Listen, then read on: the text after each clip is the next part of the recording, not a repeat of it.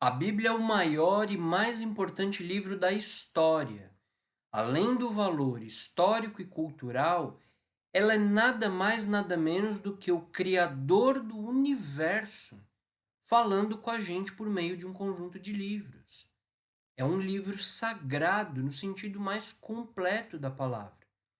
No entanto, eu tenho uma grave advertência a fazer a você que se considera cristão. Se você tem na Bíblia a sua referência de vida, mas você lê e entende a Bíblia de forma literal, você caiu num erro gravíssimo. E com dor no coração, com todo respeito, sem querer ofender ninguém, eu tenho o dever de te informar que você ainda não sabe nada sobre a Bíblia e sobre o que é a palavra do Cristo. E a razão é a seguinte: a Bíblia é um livro simbólico, meus amigos, não é um livro literal.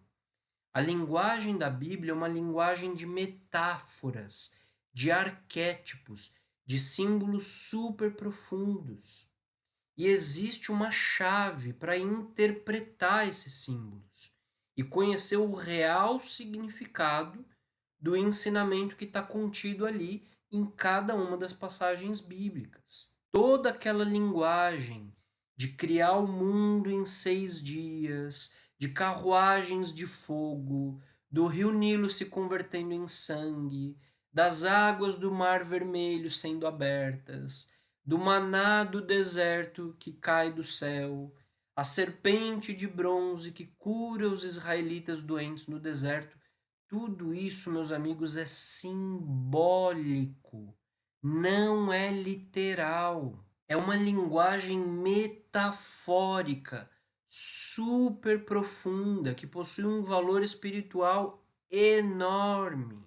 E esses símbolos, eles estão falando sobre coisas que estão dentro de nós, dentro da nossa própria psicologia, de todos nós, aqui e agora. As passagens e os personagens bíblicos são aspectos da nossa vida interior, da nossa vida espiritual hoje mesmo. A Bíblia é um livro de instrução didática sobre como nós temos que travar a luta entre luz e trevas que acontece dentro de cada um de nós. E esse aspecto simbólico e psicológico da Bíblia é infinitamente mais importante do que o aspecto histórico, porque a Bíblia não está falando sobre algo que aconteceu no passado.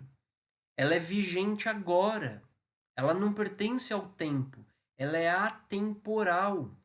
E ela está nos instruindo com os seus símbolos de como nós devemos vencer as trevas que habitam dentro de todos nós, de como limpar essas trevas que todos nós carregamos no nosso interior, para que a luz do Cristo brilhe através de nós. Quando a gente lê a Bíblia de forma literal, acreditando, por exemplo, que de fato existia uma serpente falante no jardim do Éden, nós fatalmente caímos no erro. A causa disso, que se chama ateísmo, e que está crescendo cada vez mais como uma espécie de vírus, contaminando mentes no mundo inteiro, é justamente o fato da Bíblia ter sido lida de forma literal. Uma visão cada vez mais comum que existe hoje em dia é que se você é uma pessoa instruída, inteligente, que segue a ciência,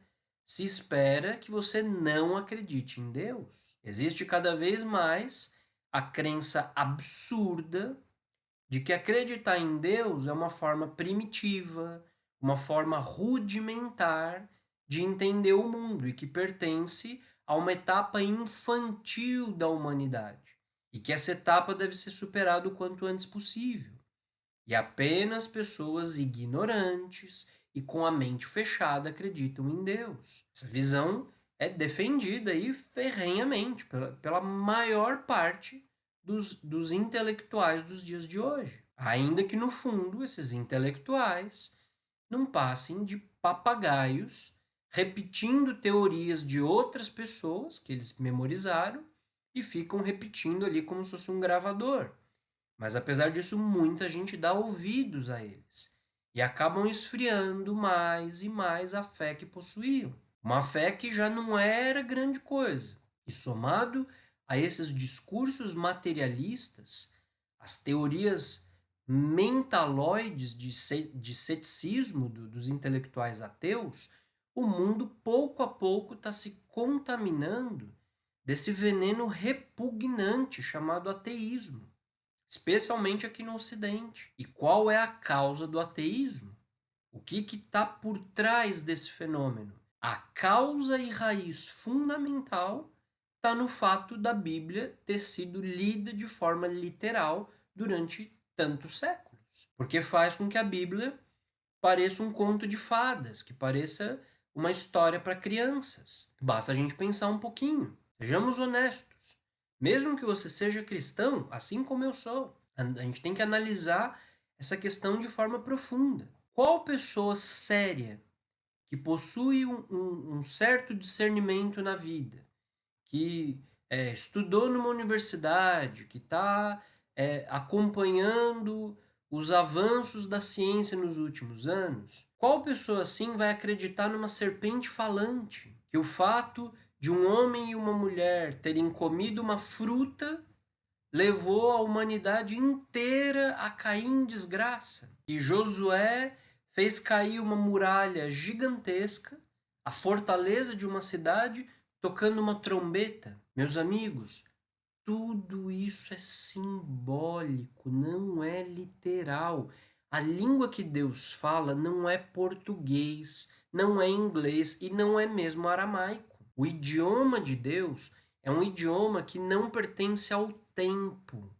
É um idioma que pertence à eternidade. Esse idioma é o simbolismo, o arquétipo. Todos os livros sagrados da história da humanidade são simbólicos.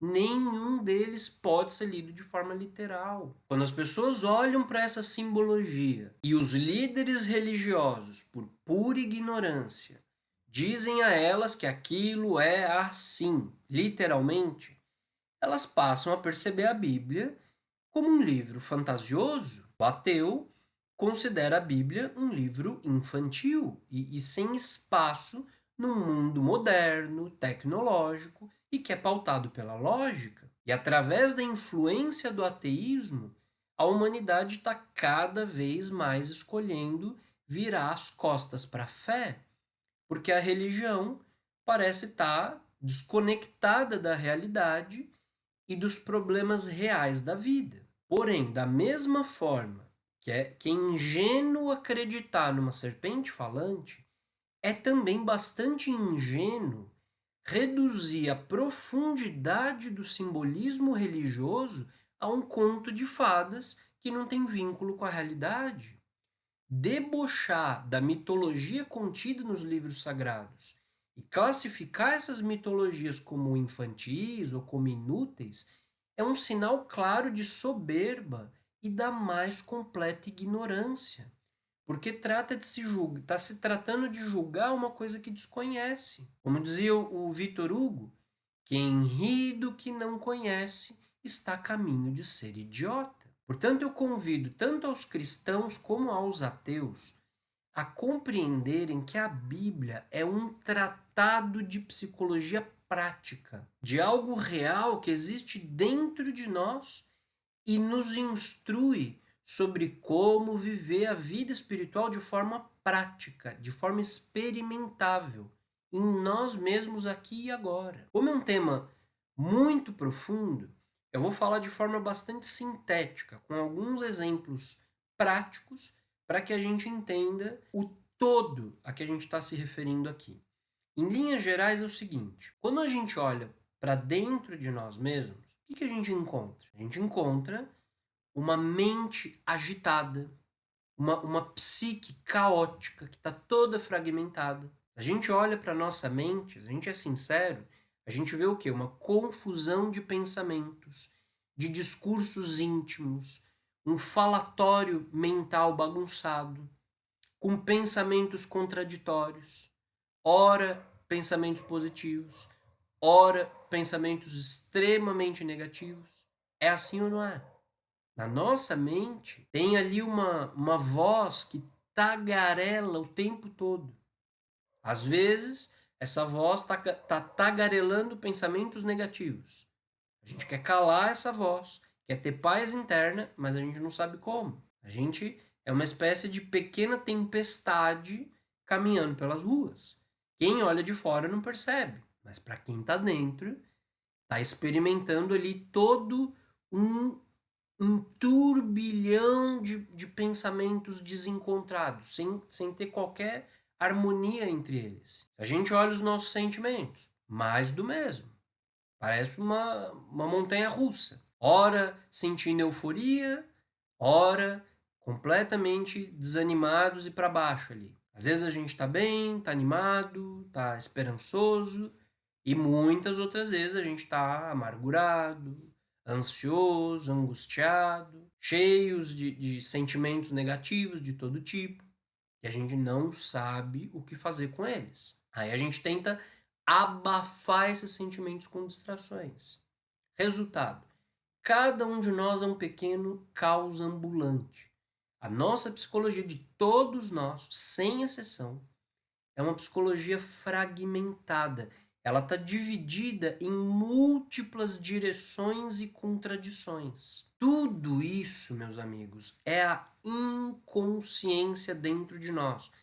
São as trevas interiores que cada um de nós carrega. Essas trevas e contradições internas estão formadas por minhas raivas, meus ressentimentos, meu orgulho ferido, minhas cobiças, minhas ânsias de poder, minhas ânsias por dinheiro, meus medos, minhas ansiedades, minhas inseguranças, meus traumas, meus ódios, meus remorsos e arrependimentos, minhas invejas, minhas vinganças, meus egoísmos, minhas luxúrias, meus adultérios, minhas mentiras e trapaças. Todos esses elementos existem dentro de cada um de nós. Quem disser que não tem esses elementos dentro de si é um mentiroso ou mentirosa deslavada, como os nossos piores políticos aí que nós temos. E esses elementos, eles dividem, eles fragmentam a nossa psique. Eles são isso que se chama o mal dentro de nós. O mal, ele está fora e está dentro de cada um de nós. Quem não entende isso ou não aceita isso, jamais vai se arrepender e jamais vai ter uma vida espiritual real. Vai viver eternamente de fantasias sobre si mesmo. Esse mal, esses elementos negativos que nós carregamos, são representados na Bíblia como um faraó tirano, como escravidão, pestes, traições, exércitos inimigos, inimigos que são gigantes, perseguições, falta de fé, desorientação. Todo esse mal apresentado pela Bíblia são as diversas facetas do mal que está dentro de nós mesmos. Essas são as trevas, a antítese de Deus que está apresentada pela Bíblia. E a luz? Onde está? Qual que é a representação da luz e do bem dentro de nós? A nossa psicologia é somente caos? Não. Quando a gente olha para dentro, no centro do caos, no meio da bagunça, nós temos um ponto zero, um elemento observador. Esse elemento ele está embutido, ele está aprisionado dentro da bagunça. Ele é um observador silencioso que está testemunhando a vida. Todos os pensamentos estão passando ao redor. E esse observador é a testemunha silenciosa, no olho do furacão. É o ponto zero radical dentro de cada um de nós. Essa é a nossa consciência, a essência dentro de nós. O embrião de alma que a gente carrega. É uma gota de Deus dentro de nós. Uma pequena chispa divina que infelizmente a gente quase nunca acessa. A natureza da consciência é de paz, de serenidade, de equilíbrio, de unidade, de forma natural. ela carrega virtudes naturalmente.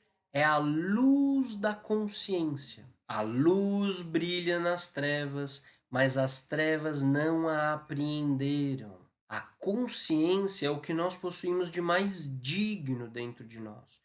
Mas, infelizmente, ela é uma parcela minúscula da nossa psicologia. É uma pequena consciência que está rodeada ali por uma enorme inconsciência. É uma pequena luz de vela em meio a uma espantosa e densa escuridão. Eis aí, meus amigos, a eterna representação do bem contra o mal. O bem em menor número, em enorme desvantagem, tendo que enfrentar um mal enorme, terrível que assola a todos. A Bíblia é a representação dessa eterna luta, apresentando aspectos do bem, aspectos da virtude divina, enfrentando aspectos do mal, características da inconsciência e da sombra dentro de cada um de nós. Ora, a consciência é representada na figura de um indivíduo, de uma pessoa específica, profetas, reis, juízes, mártires enfrentando o mal. Ora, a consciência é representada como a totalidade do povo de Israel. Cumpre simbolicamente essa representação da consciência humana. Como ela é pequena no ser humano, ela é representada por um pequeno povo que está lutando para ser assistido por Deus. Exatamente como a nossa consciência. O povo de Israel, escravizado no Egito e martirizado pelo faraó, é a consciência aprisionada pelo inconsciente, lutando para se liberar. Como que ela se libera? Se ela segue os caminhos e as ordens enviadas por Deus. Quando Israel obedece aos profetas e segue aos preceitos divinos, ela escapa do jugo dos inimigos e se ergue um rei. E ela reina soberana na região. A consciência reina soberana no mundo interior, iluminada por Deus. Individualmente, é Davi enfrentando a Golias, o profeta Elias enfrentando a 450 profetas de Baal, Sansão enfrentando e matando uma legião de filisteus. Em cada uma dessas passagens, a Bíblia está retratando essa batalha interna da alma, essa disputa entre trevas e luz, batalhando pelo domínio do reino interior da alma. Como é um tema muito profundo, de enorme complexidade, eu vou dar aqui só alguns exemplos, de forma bem resumida, no intuito de ilustrar. Para compreender mais a fundo, você encontra as explicações no nosso curso de Cristianismo Primitivo e também no meu livro O Simbolismo Secreto da Bíblia. O link está fixado aqui embaixo no primeiro comentário. Adão, Eva e a saída do paraíso, por exemplo. Adão não é um homem específico, um indivíduo, mas é uma representação do princípio masculino. É um símbolo que sintetiza todos os homens.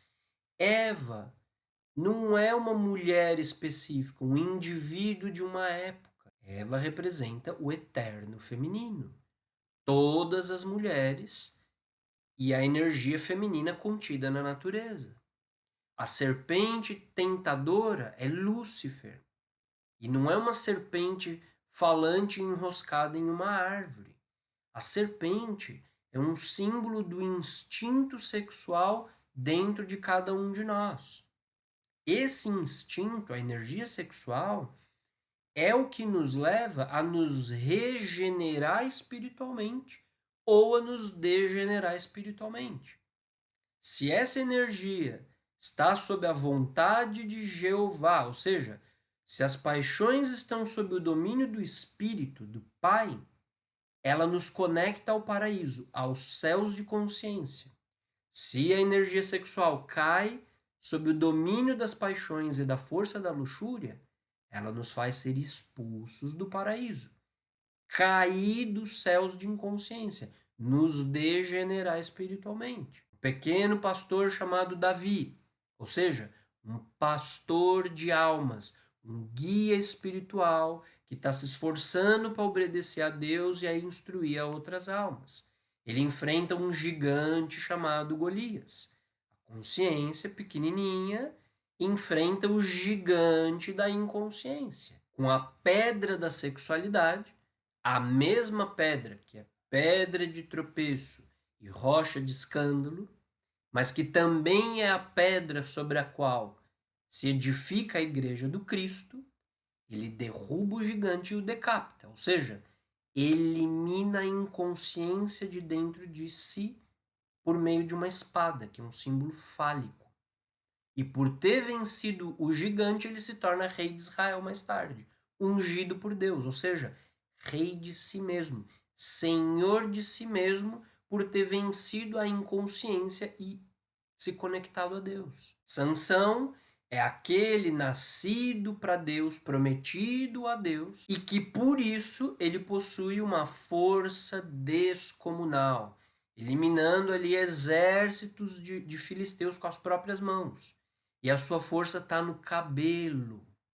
O cabelo, meus amigos, é um dos símbolos da castidade, da energia sexual, quando é utilizada de forma superior.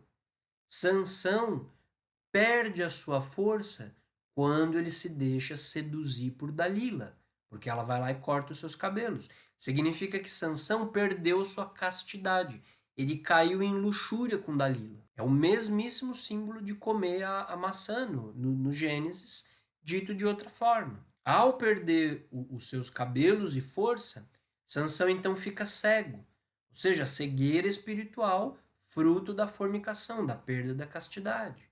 Um homem que era desperto e cheio da força do espírito, caiu na cegueira da inconsciência, das trevas interiores. Nós vemos aí muitas pessoas que participam de correntes evangélicas, onde se tem o costume de que as mulheres não cortem o cabelo. E aí nós vemos aquelas mulheres com aqueles cabelos enormes. Meus amigos, minha intenção não é ofender ninguém. Espero que ninguém se chateie com isso. Mas eu me sinto na obrigação de instruir. Essa prática é puro fanatismo. Ninguém vai estar mais ou menos próximo de Deus porque cortou ou deixou de cortar os cabelos, meu Deus do céu. Isso é uma fantasia, minha gente, é uma ilusão. É um dogma cego que não tem nenhum sentido. É justamente esse tipo de comportamento que faz as pessoas enxergarem aos religiosos como fanáticos, como gente esquisita, como pessoas de mente fechada e desconectadas da realidade. O cabelo é um símbolo de castidade sexual, mas é só um símbolo. O arquétipo relacionado ao mundo interior, não ao cabelo em si mesmo.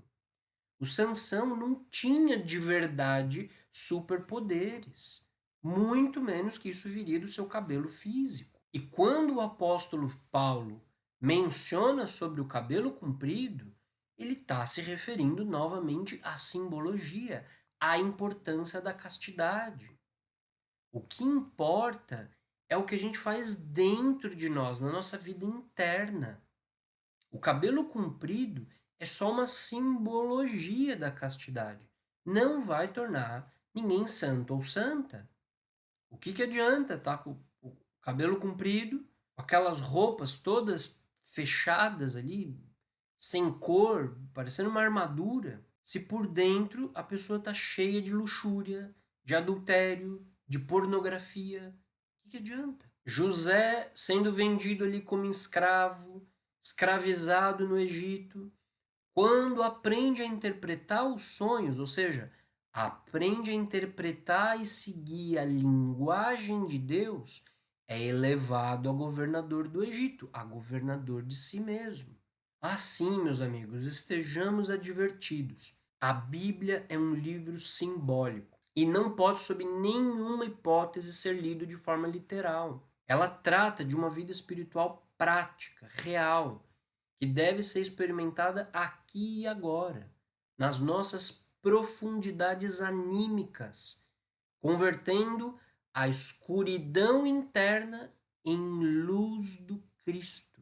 Porque Deus que disse: das trevas brilhará a luz, é quem brilhou em nossos corações, para a iluminação do conhecimento da glória de Deus na face de Jesus Cristo. A glória de Deus é ocultar certos conhecimentos, mas a glória dos reis é esquadrinhá-los. No comentário abaixo está fixado o link com o meu livro O Simbolismo Secreto da Bíblia e também as informações para quem deseja agendar um atendimento online individual comigo. Sou o professor Tiago Santana e você está no canal Yeshua, Cristianismo Primitivo.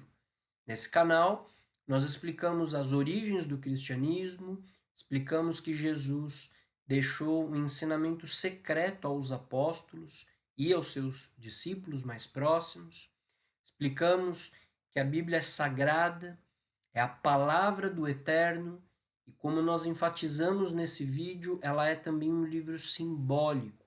Ele está envolto numa linguagem alegórica, arquetípica, e tudo que está escrito ali tem uma relação direta com a nossa própria psicologia, com a nossa vida interior aqui e agora. E nesse canal a gente explica qual é essa linguagem, qual é esse conhecimento que está por trás do simbolismo. Esse conhecimento ele estava nas origens do cristianismo, mas hoje, lamentavelmente, ele se perdeu. Curta esse vídeo, se inscreva no nosso canal, compartilhe e ajude o nosso canal a chegar até mais pessoas. Um abraço a todos e até o nosso próximo vídeo.